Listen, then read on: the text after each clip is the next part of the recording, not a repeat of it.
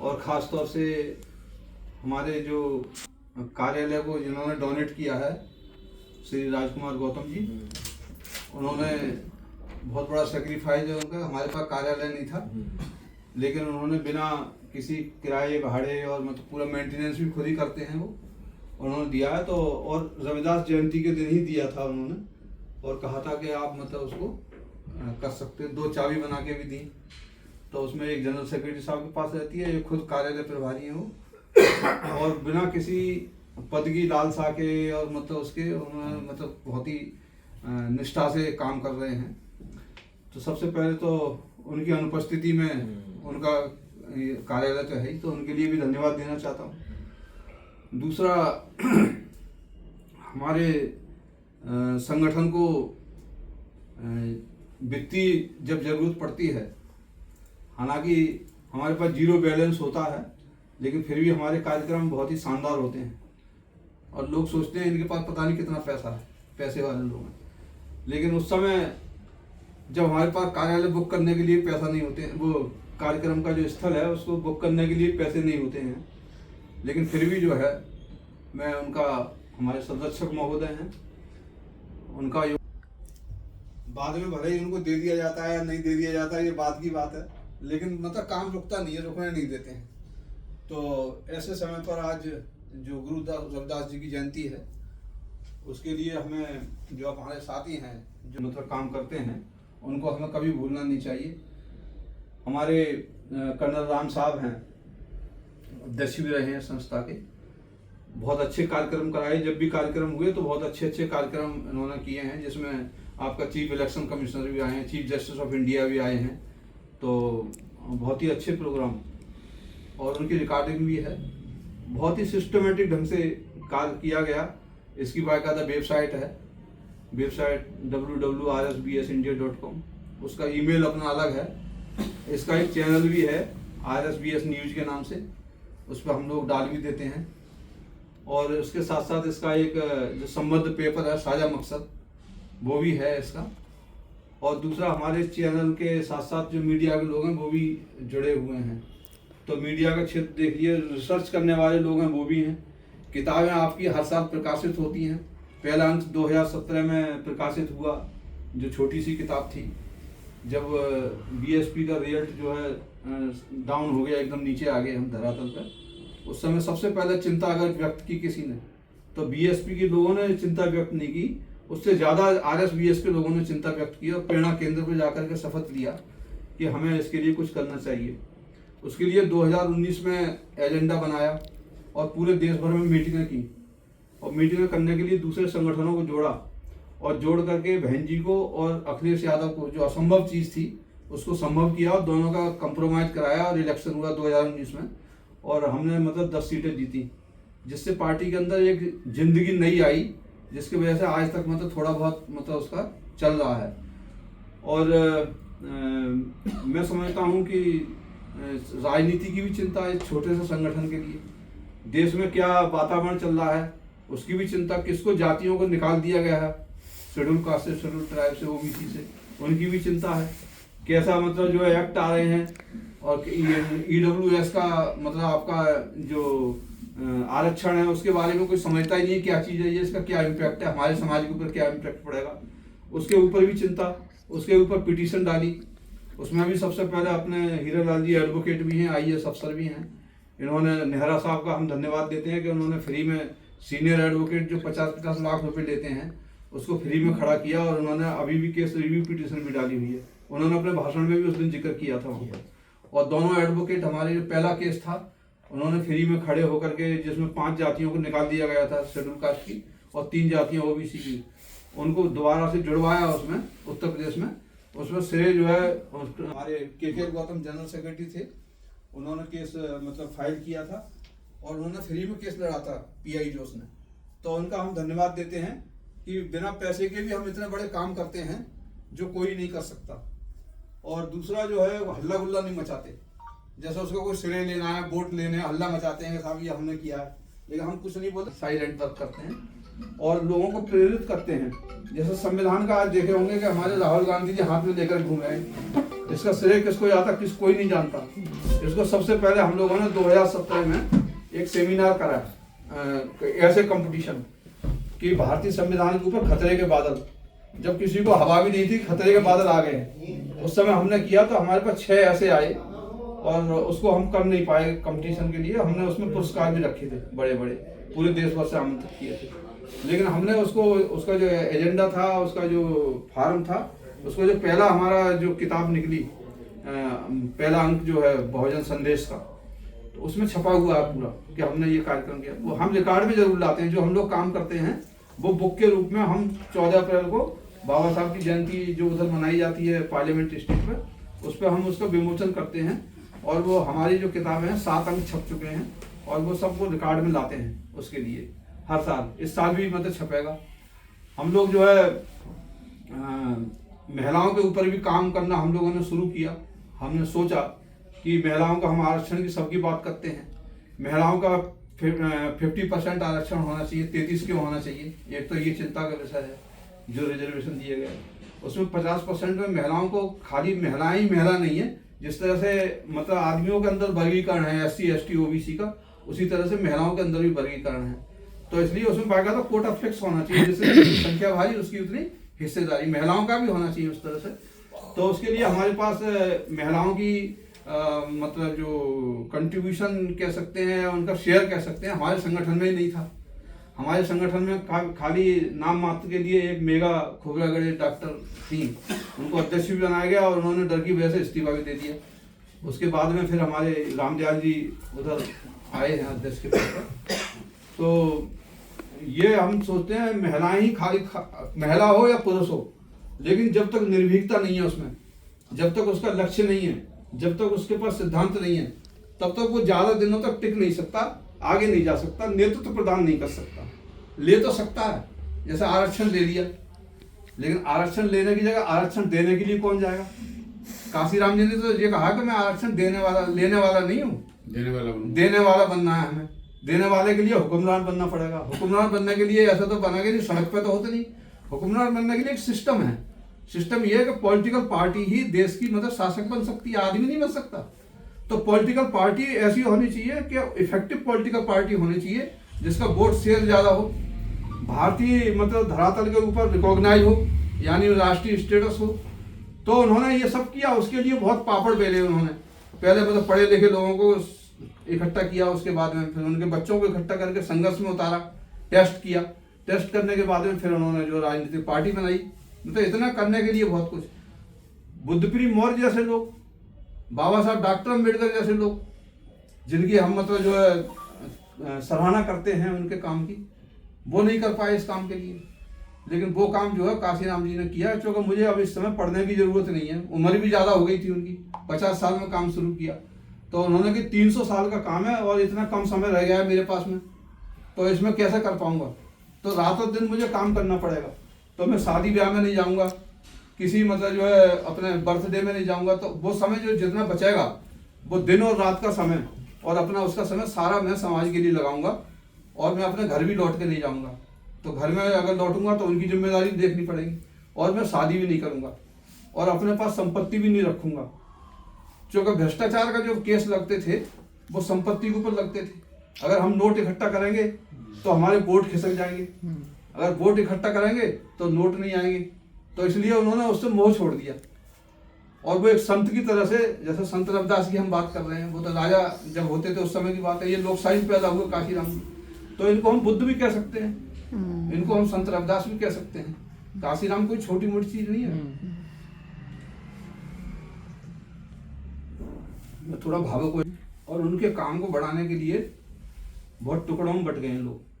काशीराम जी की बात तो सभी करते हैं, लेकिन टुकड़ों में बट के करते हैं। हमारी सबसे बड़ी चिंता का जो विषय है जाति, जो हमने इसका मूल कारण बताया है RSBS का, उसको पहले पढ़ेंगे ना, आप वेबसाइट निकालेंगे तो सबसे पहले पढ़ा है हमारी दुख मुसीबत का कारण जाति है। जो आती तो है लेकिन जाति कभी नहीं, मरने के बाद भी नहीं आती। बाबा साहब अम्बेडकर कितने विद्वान हो गए, लेकिन उनके पीछे जाति ने नहीं छोड़ा। उन्होंने सब कुछ किया, इंटरकास्ट मैरिज भी करी, लेकिन तब भी जाति का पीछा नहीं छूटा उनसे। और इन्होंने, हमारे संत रविदास ने कहा था कि जैसे केलन के पात होते हैं, जात जात में जात है, केलन से पात, तो केलन के जैसे पत्ते होते हैं, पत्ते को निकालोगे तो जात जात जात में जात, पहले कहते 7 जातियां होती थी, अभी जनगणना हुई थी 2011 में, उसमें 42 लाख जातियां बन गई। 7 जातियों से 42 लाख, तो उसकी जनरेशन बढ़ रही है जातियों की, जात कहाँ कर रही है। काशीराम जी ने एक बात बताई जो मेरे बहुत समझ में बैठ गई, जो दुनिया कुछ भी कहती है लेकिन मेरे बात में बैठ जाती है समझ में, तो फिर वो मैं करता हूँ। उन्होंने बताया कि जो जातियां हैं उसको नष्ट करने के लिए, उसको विनाश करने के लिए हमारे पूर्वजों ने काम किया। हमारे सारे संतों को देख लो, हमारे मतलब पीछे पूर्व राजनीतिक नेताओं को देख लो, हर नेता ये कहेगा साहब जाति खत्म होनी चाहिए। बाबा साहब ने किताबें लिखी बहुत सारी, लेकिन बाबा साहब में और काशीराम जी में यहाँ पर डिफरेंस है, बहुत बड़ा डिफरेंस है। तो 36 का आंकड़ा कह सकते हैं आप। बाबा साहब कहते हैं जाति का विनाश होना चाहिए, और काशीराम कह रहे हैं कि जाति को पैना करना चाहिए। उन्होंने जब समय बोली, जब उन्होंने उसके लिए बोला कि जो पैने करने वाला जो चाकू है वो हमें बाबा साहब देके चले गए, लेकिन उसको हम पैना नहीं करेंगे तो फिर हम काटेंगे कैसे उससे। अब उसमें धार जो ब्राह्मणों ने जो उनके पास जो चाकू है, उनके पास तलवार है, उसमें एक तरफ धार है, नीचे की तरफ है, तो वो हम जो व्यवस्था खड़ी हुई है ऊंच नीच की, उस व्यवस्था में जहां भी हम डालते हैं उस तलवार को, तो नीचे की तरफ काटती है, ऊपर नहीं काटती। मतलब इस जाति व्यवस्था में एक मजे की चीज ये है कि नीचे वाला कटता है, ऊपर वाला नहीं कटता। खाली ब्राह्मण की बात नहीं है, कहीं पर भी डाल दो, जहां ऊंच नीच की सीढ़ी बनी है और वहां बीच में डालेंगे तो नीचे वाला कटेगा, मतलब नुकसान नीचे वाले को होगा, ऊपर वाले को नहीं होगा। ऊपर वाले को सपोर्ट करता है और नीचे वाले को भी सपोर्ट नहीं करता, कह रहे वही तो कट रहा है, हम तो कट नहीं रहे। इधर प्रैक्टिकल देख रहे होंगे, जब एक कटता है तो दूसरा नहीं बोलता, और मतलब पूरे बहुत बड़ा संख्या नहीं होती, जाति की थोड़ी संख्या होती है, तो वो पिटते रहते हैं, जातियां पिटती रहती हैं, ऊपर वाला उनको काटता रहता है। काशीराम ने ये कहा कि पहले तो मैं जाति को वर्ग में बदलूंगा, क्योंकि उनकी संख्या बढ़ानी है। छोटी छोटी जातियां ना, पिद्दी जातियां हैं जिनकी संख्या कम है, तो जब वर्ग बन जाएगा तो उनकी संख्या ज्यादा हो जाएगी। तो उनका वर्ण बना हुआ है, उनका वर्ग बना हुआ है, हमारा वर्ग नहीं बना है। शूद्र जो जातियों में बटा हुआ, और वो मतलब अपर कास्ट जो वर्ण में बटी हुई है। वर्ण बनने का उनका नेचुरल वर्ग बना दिया उन्होंने, तो वो कभी पिटेंगे नहीं, क्योंकि उनके पास वर्ग है। और हमारे अंदर जाति बना दी, और जाति में से भी गोत्र बना दिए, गोत्र में से फिर सब कास्ट बना दिए, मतलब और उसको लड़ाते रहते हैं, ये ऊंचा वो ऊंचा, बस इसी में पूरी जिंदगी में जाति होगी। उसके यहाँ खाना नहीं खाना है, इसके यहाँ अरे खाना खाना ही बहुत बड़ी चीज होगी, कौन सा भाई खाना मांग रहा है, क्या बढ़ जाएगा खाने से। तो ये जो चीज है, ये मूल भावना को हमें काशीराम जी ने कहा कि how to change caste in the class, यही बाबा साहब अम्बेडकर ने किया। बाबा साहब अम्बेडकर ने जो पिद्दी जातियां, अछूतों को कोई पहचान नहीं थी, अछूतों की जातियां इधर उधर पड़ी थी कूड़े में, उनको उठा के एक एक को बीन करके जो जनगणना थी 1911 की, उसमें से इकट्ठा किया, अंग्रेजों के सामने पेश किया और कहा ये शेड्यूल है, और ये हमारा, हम ना उसमें आते हैं, मुसलमान में आते हैं, ना हिंदू में आते हैं, सिख में, किसी भी धर्म में नहीं आते हैं, हमारा कोई धर्म नहीं है। रविदास ने पहले ही बोल दिया था, दीनहीन को दीन का, दीन हो तो बेदीन। जो दीनहीन लोग हैं उनका कोई दीन है, उनका कोई धर्म है। दीनहीन को दीन का, दीन होत बेदीन। रोज बेदीन होते हैं, बेचारे पिटते हैं, जब तो दलित हैं, यही उनकी उसकी पहचान है, उनकी पहचान है पिटना। तो उसको जो है उन्होंने, काशीराम जी ने इन सब चीजों को अध्ययन करके अपने पूर्वजों की बातों को, उन्होंने कहा कि ये पूर्वज जो हमें देके गए हैं इसको हम थोड़ा पलटेंगे, लोकशाही का फायदा उठाएंगे। बाबा साहब ने जो हमें दिया है, एक तो उन्होंने दिया वर्ग, बाबा साहब ने मतलब पिद्दी जाति को इकट्ठा करके शेड्यूल कास्ट बनाया। उन्होंने कहा मैं इसको थोड़ा और आगे बढ़ाता हूँ, क्योंकि स्टार्ट कमेटी बनी थी 28 में, उसमें ओबीसी मतलब शेड्यूल कास्ट पिछड़ा नहीं है, पिछड़े वर्ग में schedule caste, schedule tribe, OBC तीनों आते हैं। जब बाम से बनाया पहले तो उसमें बी रखा, SC ST का नाम नहीं दिया हमने, सब SC ST चिल्ला रहे थे, लेकिन काशीराम ने सबसे पहले बी का इस्तेमाल किया, बी फॉर बैकवर्ड। और बैकवर्ड का मतलब SC ST और OBC तीनों को मिलाएंगे तब बैकवर्ड बनेगा, अकेला बैकवर्ड नहीं होता। तो बैकवर्ड एंड माइनॉरिटी, माइनॉरिटी का मतलब जो भाई हमारे धर्म परिवर्तन करके जाति के दंश की वजह से धर्म परिवर्तन का, कोई ईसाई बन गया, कोई मुसलमान बन गया, वो कहीं छूट न जाए। जब हम सत्ता की तरफ बढ़ रहे हैं तो उन भाइयों को हम अपने साथ लेकर चलें, ये उनको चिंता हुई, तो इसलिए बामसेप में उनको भी जोड़ा गया। Backward and minorities communities employees federation, BAMCEF. वही बामसेप आगे चल करके जब वो वर्ग बना ना, उसका एक नाम देना चाहिए, एक नेता एक संगठन और एक नाम। सबसे पहले नाम दिया उन्होंने बहुजन समाज, और बहुजन समाज कोई उनका दिया हुआ नाम तो नहीं था, बुद्ध का था। बहुजन हिताय बहुजन समाज। अपनी परंपरा संस्कृति को भी नहीं छोड़ रहे, राजनीति को भी नहीं छोड़ रहे, बाबा साहब के हथियार को भी नहीं छोड़ रहे, और निरंतर आगे बढ़ रहे हैं। तो इनका जो रूप है संत श्रोमणी गुरु रविदास का, वो बुद्ध की परंपरा है, कोई अलग परंपरा नहीं है। उन्होंने श्रमण परंपरा को आगे बढ़ाया। ये जो आजीवक धर्म था वो बुद्ध से पहले का है। बुद्ध भी गए थे आजीवक, मक्खनी गोसाल जो कुम्हार थे वो उसके प्रवर्तक थे आजीवक धर्म के, और आजीवक धर्म से जैन धर्म निकला है। जो जैन निकले हैं आजीवक से निकले हैं। ये महावीर स्वामी थे, मक्खनी के चेला थे और मक्खनी कुमार थे। तो ये वो चीज है। नंद जो है राजा था, नंद नाई का बेटा था, और उससे बड़ा राजा भारत में कोई पैदा ही नहीं हुआ है। अशोक के पूर्वज थे, अशोक उनमें से तो निकला है, उन्हीं का खून है महापद्म नंद का। वो कैसे बना ये एक लंबी कहानी है, यहाँ नहीं बताऊंगा वो। तो ये इस तरह से मतलब ये शूद्रों का जो राज था, उस राज को कैसे मतलब स्थापित किया, कैसे मतलब उसको डाइवर्ट किया गया, अशोक कहाँ से आए, ये सब कहानियां जो डाइवर्ट की गई हैं। इतिहास लिखा गया, इतिहास से धनानंद को गायब कर दिया गया। ये बाबा साहब अम्बेडकर ने सीलोन रेडियो बोला, बहुत बड़ा भाषण 1950 में बोला। बड़ी दुर्घटना हुई है।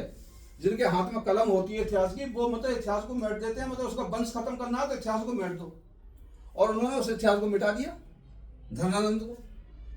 तो किसी को भी मिटा सकते हैं भाई, आपके पूर्वजों को मिटा सकते हैं, ट्विस्ट करके लिख सकते हैं इतिहास के लिए।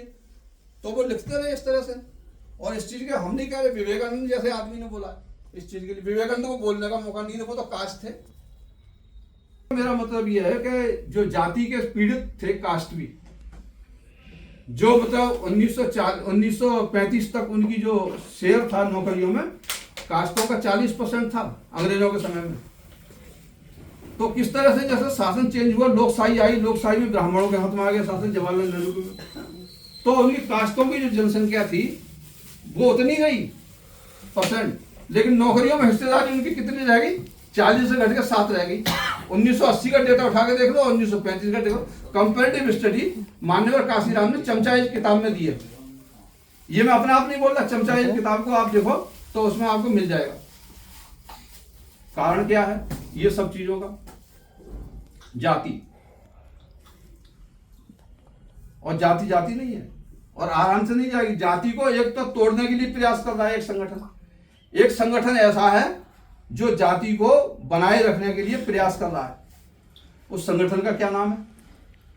अब आप कहोगे आरएसएस है, आप कहोगे साहब फलाना बीजेपी है, आप कहोगे कांग्रेस है। नहीं, ये सब कोई नहीं है। सिर्फ एक संस्था है आरएसबीएस की तरह से। उस संस्था का क्या नाम है? समता आंदोलन समिति, राजस्थान में है। वो ठीक आरएसबीएस जो बनी उसका काट करने के लिए, समता आंदोलन समिति का काट करने के लिए ये इसका जन्म हुआ राष्ट्रीय समग्र विकास संघ का। कोई आरएसएस का विरोध करने के लिए, बीजेपी का विरोध करने के लिए या कांग्रेस का विरोध करने के लिए नहीं हुआ। इसका जन्म हुआ है समता आंदोलन समिति का विरोध करने के लिए और उसका काउंटर करने के लिए। अगर आपने समता आंदोलन समिति का काउंटर नहीं किया तो आगे आने वाले समय में उसके कारण आप फिर उसी स्थिति में पहुंच जाओगे जो आज से मतलब जो आजादी से पहले थे। इस स्थिति, ये उनका लक्ष्य है। और उसका आइकॉन कौन है समता आंदोलन समिति का? जवाहरलाल नेहरू। और मैं अगर गलत बोल रहा हूं तो गूगल को उठा के देख लो, नाम डालो समता आंदोलन समिति, करोड़ों मेंबर है उसके। और उसकी जड़ कहां पर है? राजस्थान के अंदर। उसमें कौन है? IAS officer. उसमें कौन है? मिलिट्री के कर्नल जनरल। उसके अंदर कौन है? बड़े बड़े टॉप के वकील। उसके अंदर कौन है? जो राष्ट्रपति और प्रधानमंत्री मतलब चले गए हैं वो लोग, वो उसको बैक करते हैं। और वो क्या करते हैं? कोर्ट के द्वारा मतलब आपके हितों के ऊपर बार करते हैं, आरक्षण को खत्म करो। अभी ये किया गया है, ये अश्विनी किसकी तरफ से खड़ा हुआ है? अश्विनी उपाध्याय। उसी समता आंदोलन समिति खड़ा करती है। कोर्ट में मतलब आपके डीजीपी बन गए थे वहां पे, उनके ऊपर केस कर दिया उन्होंने। भाई एट्रोसिटी वगैरह उनके पास थी, सही आंकड़े देने लगा उनको, मतलब वो कर दिया उनके। तो इस तरह के जो एक एक आदमी को पिक करते हैं और हिट करते हैं, ये उनका काम है। आप प्रधानमंत्री को कर सकते हैं। उन्होंने जब उस समिति ने जब इन्होंने हमारा प्रमोशन में आरक्षण खत्म किया अखिलेश यादव ने, तो उनको अमरूद बाग में उनको स्वागत किया उन्होंने, उसी समिति ने। और उसने अखिलेश यादव ने वहां ये बोला कि ये मुख्यमंत्री के तो चुटकी का काम होता, तुम मुझे मुख्यमंत्री इधर बना दो, मेरी साइकिल को चलवा दो यहाँ पे राजस्थान में, 1 सेकंड में खत्म कर दूंगा प्रमोशन और अच्छा। ये उसने भाषण दिया। और कौन था बुलाने वाला? समता आंदोलन समिति। पार्टियां तो सपोर्ट करती हैं। उन्होंने कहा भाई इसको हटाना है, इसको हराना है, उस एमपी को हरा देते हैं वो। ईडब्ल्यूएस को लाने वाला कौन है? कोई पार्टी नहीं है। मोदी भी उसके सामने नतमस्तक है। मोदी ने उनकी बात मानी, उन्होंने समर्थ समाज पार्टी बनाई उन्हीं लोगों ने मध्य प्रदेश के अंदर, और उसने डिमांड करी और 2018 में उन्होंने ईडब्ल्यूएस दे दिया। और ईडब्ल्यूएस में किसी को नहीं घुसने देती, न शेड्यूल कास्ट घुस सकता है, न शेड्यूल ट्राइब घुस सकता है, न ओबीसी घुस सकता है। लेकिन वो सब में घुसेंगे, वो एससी का भी छीनेंगे, एसटी का भी छीनेंगे, ओबीसी को आज तक मतलब आरक्षण पूरा नहीं दिया और न कभी मिलेगा। सरकार किसी की बने, ये बदल नहीं, सरकार बदल दोगे तो उनको वो हो जाएगा। न पहले हुआ था न आगे होगा। उसके लिए आपके लिए आरएसबीएस जैसे संगठन को मजबूत करना पड़ेगा और दूसरे तरह से उनको काम करना पड़ेगा, तब होगा। सड़कों पर काम नहीं होगा। लोग कहते थे इनके पास है, सड़कों पर तो तकते नहीं है जी। अरे कोई हमें पॉलिटिकल पार्टी के लिए वोट थोड़ी मांगना है, हमें अपने लोगों के हितों की सुरक्षा करनी है। कैसा हो सकती है उसके लिए तरीका बताना है, और उसके लिए उस तरह के उस ब्रेन के लिए जो ब्रेन बैंक है, टॉप का ब्रेन बैंक है, उसको इकट्ठा करना है और उसको मतलब एक्शन में कन्वर्ट करना है। तब तो हमें आज की जो बात है संत रविदास की जयंती की, ये हम पूरी कर सकते हैं। नहीं तो ऐसा मीटिंग करना, भीड़ जुटाना, भीड़ तो सब्जी मंडी में भी जुट जाती है, लेकिन मिलता क्या है उसमें? और रोज सरकार भी बनाते हैं, बिगड़ भी जाती है। इसलिए हमें परमानेंट ऐसा संगठन बनाना है जिसका कोई एक आदमी का कब्जा नहीं हो उसके ऊपर, सामूहिक मतलब उसका नेतृत्व हो। अध्यक्ष चला जाता तब भी काम होता है, सेक्रेटरी चला जाता जब भी काम होता है। मतलब ये लगता है परिवार ऐसा, कोई आदमी चला जाएगा तब भी काम नहीं रुकेगा। तो ऐसा संगठन, ऐसा परिवार हमें चाहिए और इसको निरंतर हमें आगे बढ़ाना है। और आज हमारी बहनें, महिलाएं जिन्होंने बढ़ चढ़ के उन्होंने हिस्सा लिया है, उनके लिए हम फिर से एक बार बधाई देते हैं और हम आगे आने वाले समय में